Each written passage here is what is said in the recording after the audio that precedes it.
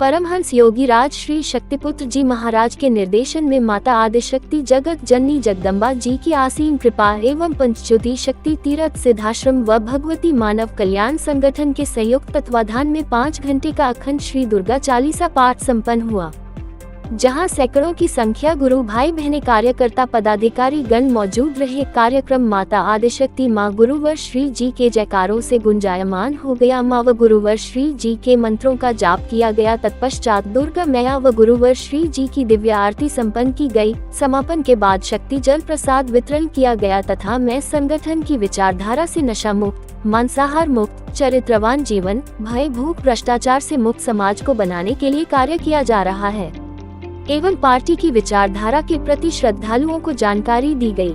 उक्त अवसर पर किसान मोर्चा ब्लॉक अध्यक्ष मुन्ना भाई, युवा मोर्चा ब्लॉक अध्यक्ष कृष्ण कुमार भाई, सक्रिय कार्यकर्ता वीरेंद्र नामदेव, टीम प्रमुख रामावतार भाई, युवा मोर्चा ब्लॉक महासचिव श्री राम भाई, बहन भारती लोधी, बहन पूजा नामदेव, सोनू भाई, समस्त पदाधिकारी गण, गुरु भाई बहने साथ सैकड़ों की संख्या में श्रद्धालु उपस्थित रहे। अटल प्रगति न्यूज से head bureau chief Mahendra Singh की रिपोर्ट।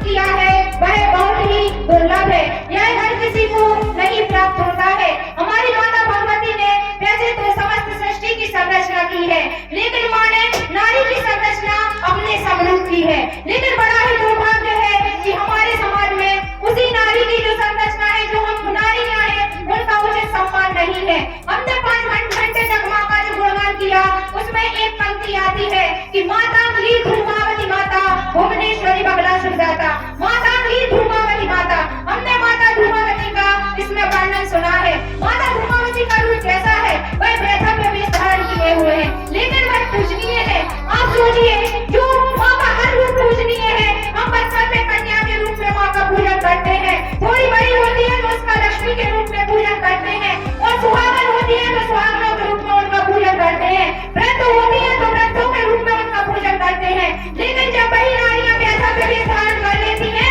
तो उन्हें अशुभ समझा जाता है। आप देखिए कि यदि किसी पुरुष की स्त्री की मृत्यु हो जाए तो कुछ ही दिनों बाद वह दूसरा विवाह कर देता है, और 80% ऐसे पुरुष होते हैं जो दूसरा विवाह कर देते हैं। लेकिन नारियां ऐसी होती है, उन्हें पता हुआ चली जाए कि उनके घर में एक बीज पड़ रहा है, तो उसी बीज के भरोसे में पूरा जीवन यापन कर देती है।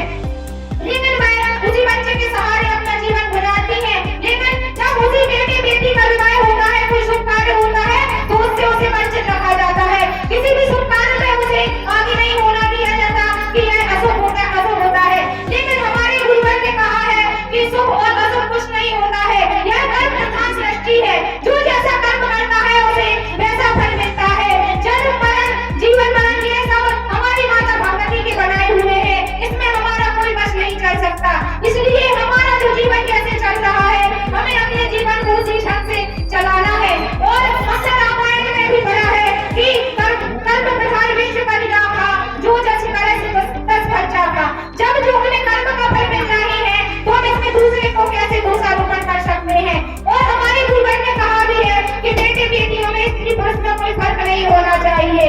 जो हमारे समाज में कुरीति व्याप्त है, उन्हें हम उन कुरीतियों से हमें ऊपर उठना है, हमें शुभ अशुभ नहीं मानना है। हमारे घर में कोई भी शुभ कार्य होता है तो जो एक स्त्री है वह भी एक इंसान है, उसे भी उचित ढंग से जीने का अधिकार है। हमें उसे भी उचित ढंग से जीने देना चाहिए।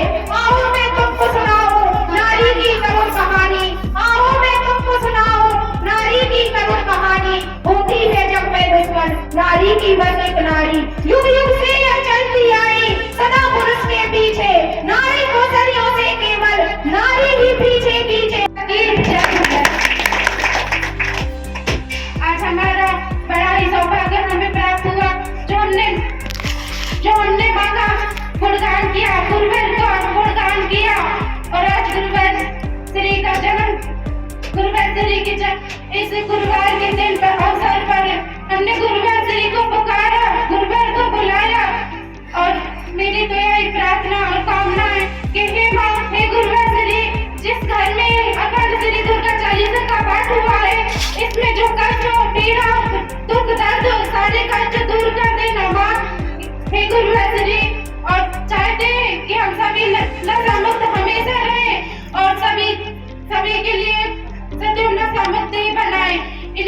के साथ सभी के लिए जय माता की।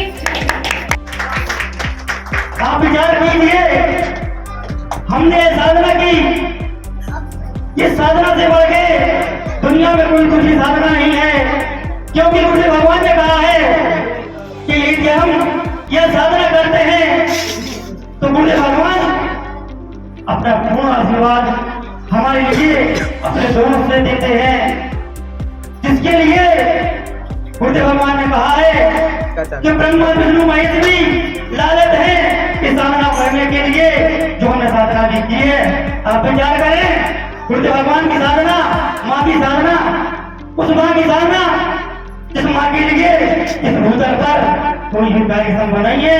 वो बुद्ध भगवान ने यह भी कहा है कि आने वाले समय में ये माँ का युग है, भगवती मानव कल्याण संगठन आने वाले समय में इतनी तेज गति से हमारे बीच होगा कि जिसकी हमने कभी कल्पना भी नहीं की होगी। तो हमारा कहने का मतलब यह है कि आप भी बुद्ध भगवान की विचारधारा से चलें। यदि आप चाहते हैं कि आपके घर मंदिर बन जाए, आपका परिवार, आपके बच्चे खुशियां में गुजरे, तो आपके लिए माँ की साधना करनी होगी। यह साधना बहुत बुद्ध भगवान की तरफ साधना है।